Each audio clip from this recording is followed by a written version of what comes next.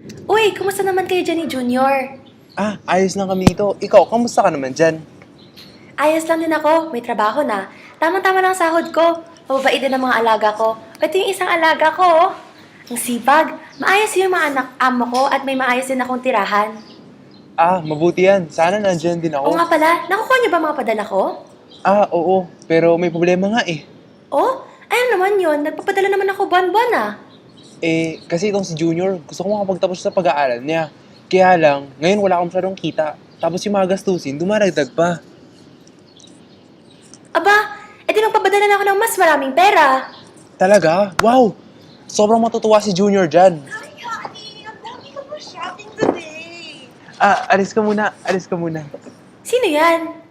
Wala lang yun. Sino yan? Wala lang yun. Ba't ang dami niyang bit-bit na shopping bag nandiyan Kailangan siya sa na bahay umalis. natin, Dapat ha? tumidin doon na Anong dito. pinagagawa mo sa pera natin, Magpadala ha? na maraming Hindi pera naman ata para kay Junior ang pera na yan, ha?